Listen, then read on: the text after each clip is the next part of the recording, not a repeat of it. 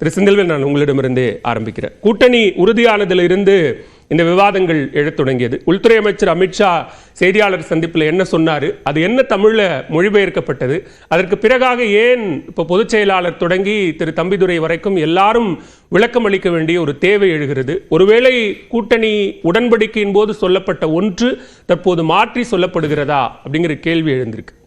நிச்சயமாக. அதற்கு முன்பாக நெறியாளராக நியூஸ் 18 10 ஆண்டுகளை நிறைவு செய்திருக்கக்கூடிய மரியாதைக்குரிய பாலவேல் சக்கரவர்த்தி 18 ஆண்டு ஊடக பயணம், எங்கள் அனைவரின் சார்பாக என்னுடைய மனமார்ந்த வாழ்த்துக்களை தெரிவித்துக் கொண்டு, இது வந்து 2 இஷ்யூஸ் சார்.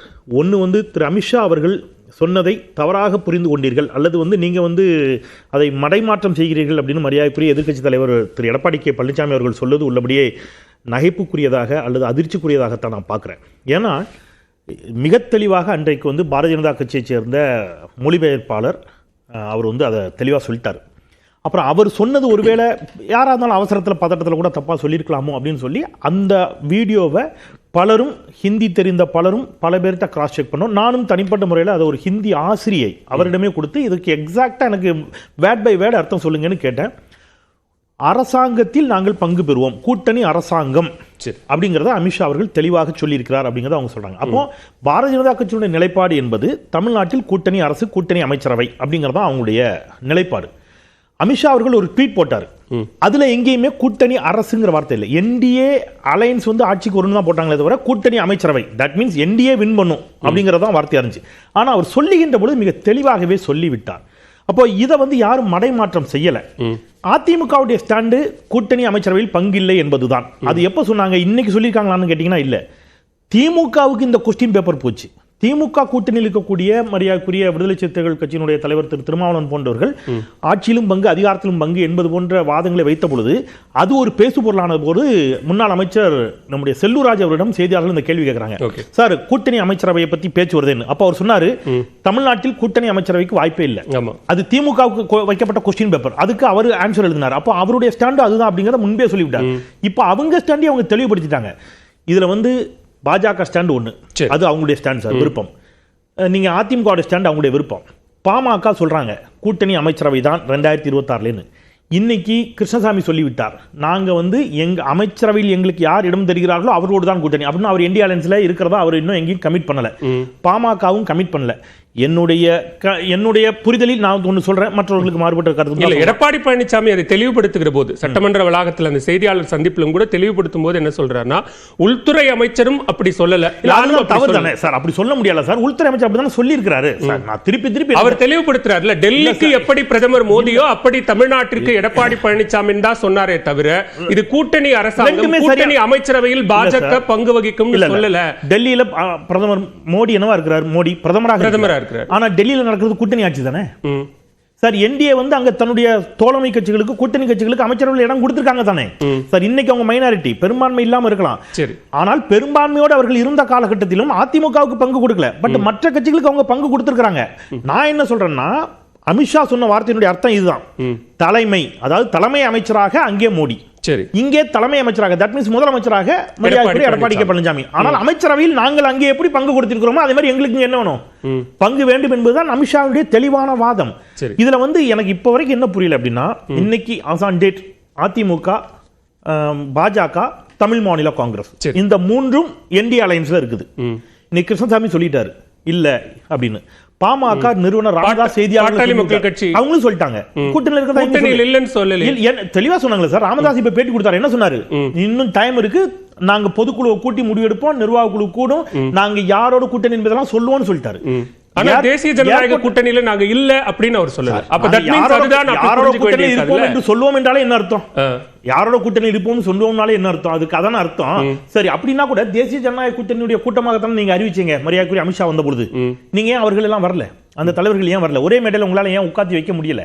சோ அவங்களுக்குள்ள கருத்து மாறுபாடுகள் இருக்கிறது. அது ஷீட் ஷேரிங் சார்ந்து அல்லது கூட்டணி அமைச்சரவையா என்பது சார்ந்து பல்வேறு சிக்கல்கள் அதற்குள் நீடித்துக் கொண்டே இருக்கின்றன. சரி, டிடிவி தினகரன் எதுல இருக்கிறாரு, தேசிய ஜனநாயக சரி, கூட்டணி இப்போ அதிமுக பாஜக கூட்டணி முடிவு தவறு அப்படின்னு இதுவரைக்கும் எந்த தலைவர்களாவது சொன்னாங்களா? திரு டிடிவி தினகரன் நாங்க தேசிய ஜனநாயக கூட்டணியில் இடம் பெற்றிருக்கிறோம் அப்படின்றத உறுதிப்படுத்துறாரு. அதுதான் சொல்ல வரேன். யாருமே இதுவரைக்கும் இந்த கூட்டணி அமைந்தது தவறுன்னு கூட்டணியில் இருக்கிற அல்லது இருந்த தலைவர்கள் யாருமே சொல்லல. நானும் அப்படி சொன்னாங்கன்னு சொல்லலையே. நான் என்ன சொல்றேன்னா, இப்ப நீங்க டிடிவி தினகரன் இந்த அலையன்ஸ்ல இருக்கிறார் அப்படிங்கறத யாரு உறுதிப்படுத்துறா?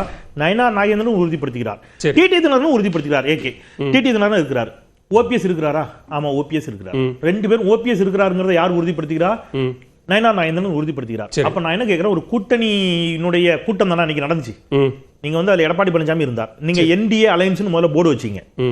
மத்தியானம் அந்த போர்டு அப்படியே மாத்தினீங்க. இது இப்படியே கடந்த நாடாளுமன்ற தேர்தல் நடந்துச்சு.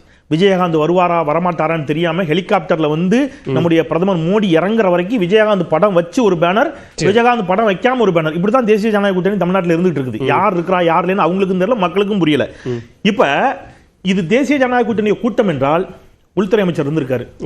புதுசா அந்த அணிக்கு வர்றது அதிமுக தான். அதிமுக வந்துருச்சு. ஏற்கனவே இருக்கக்கூடிய உங்களுடைய பழைய பங்காளிகள் எங்க? ஓபிஎஸ் எங்க? டிடிவி தினகரன் எங்க?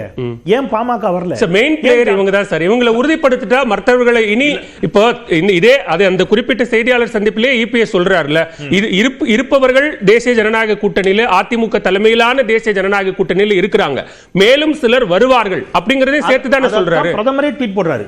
பிரதமர் போட்ட ட்வீட்டை நான் நேற்றும் அதை சுட்டி காட்டினேன். பிரதமர் போட்ட ட்வீட்ல எங்கேயும் எடப்பாடி பழனிசாமிங்கிற பேரே இல்ல, ஒரு பேரை கூட மென்ஷன் பண்ணல. நம்முடைய பழைய கூட்டாளிகளும் பங்காளிகளோடு புதிதாக அதிமுக வந்திருக்குங்கிறாரு. நான் என்ன சொல்றேன் சார், ஒரு கிராண்ட் அலையன்ஸா நீங்க வந்து மக்கள்கிட்ட உங்களை அடையாளப்படுத்தணும்னா அவங்க எல்லாரும் மேடையில் இருந்திருக்கணும். மேடையில் இருக்கிறது என்ன சிக்கல்னா, ஓபிஎஸ் ஓடு ஒரே மேடையை பகிர்ந்து கொள்வதில் எடப்பாடி பழனிசாமிக்கு சிக்கல் இருக்குதா இல்லையா? நான் திருப்பி சொல்றேன், இந்த கூட்டணி வந்து தோல்வி அடையும் அல்லது வெற்றி பெறும், இந்த கூட்டணி அமைஞ்சதே சரியில்லை, தப்பு, அந்த இடத்துக்குள்ள நான் போகவே இல்லை. சரி, நான் இந்த கூட்டணி என்ன நடந்துகிட்டுங்கிற என்னுடைய பார்வை வைக்கிறேன். இந்த கூட்டணிக்குள்ள இப்பவே எவ்வளவு முரண்கள்ங்கிற பார்வை வைக்கிறேன். இந்த கூட்டணிக்குள்ள தேசிய ஜனநாயக கூட்டணி இதர அம்சங்கள் இதர தலைவர்கள் வரல. ஒன்று, நீங்க பேரை போட்டு ட்வீட் போடல மோடி. ரெண்டு, சரி, அமித்ஷா சொன்னதற்கு முற்றிலும் முரண்பட்ட கருத்தை எடப்பாடி பழனிசாமி சொல்கிறார், அது அவருடைய கருத்துரிமை. மூன்று, ஆனால் இந்த கருத்துக்கு யார் பதில் சொல்லணும்? இதுக்குள்ள அமித்ஷா பதில் சொல்லிக்கணும். நான் ஒரே ஒரு கேள்வி சார், எடப்பாடி பழனிசாமி டெல்லியில பார்த்துட்டு வெளியில வர்றாரு, சரி, கார் கேட்ட தாண்டல, மரியாதைக்குரிய அமித்ஷா அவர்கள் ட்வீட் போட்டார். சரி, இப்ப சொல்லி என்ன நேரம் ஆச்சு? ஒரு நாள் கடந்துருச்சு. எடப்பாடி பழனிசாமி அவர்கள் சொல்லி ஒன் டே தாண்டியாச்சு.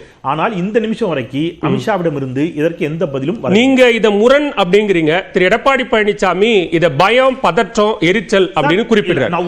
அந்த ஒரு வார்த்தை நான் சொல்லிடுறேன். நான் என்ன சொல்றேன்னா, இப்ப நான் சொன்னதுல எதுலயாவது அமித்ஷா சொல்லவே இல்லை, போய் சொல்றீங்கன்னு சொல்லுங்க சார். நான் சொல்றதை இவங்க நடந்ததையும் இவங்க சொன்னதையும் தான் நான் சொல்லிக்கிட்டு இருக்கேன். இதுல யாருக்கு பதட்டம் வரப்போகுது? ஓகே, பேசுவோம். முதல் சுற்று கருத்தா எடுத்துக்க திரு ஷானவாஸ். இங்க கூட்டணி ஆட்சி என்று அமித்ஷா பேசியதற்கு தொடர்ச்சியா எடப்பாடி பழனிசாமி தொடங்கி தம்பிதுரை வரைக்கும் தொடர்ச்சியாக மறுப்பு தெரிவித்துக் கொண்டே இருக்கிறார்கள். மறுபுறம் திமுக கூட்டணியிலிருந்து விசிக தலைவரோ காங்கிரஸ் தமிழக தலைவரோ அதற்கான எதிர்வினைகளை ஆற்றிக்கொண்டே இருக்கிறார்கள்.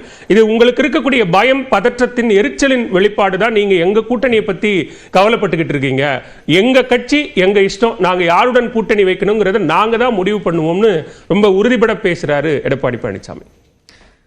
அதாவது பாஜகவோடு இருந்ததனால் 40,000 ஓட்டு போச்சுன்னு சொன்னது ஜெயக்குமார்.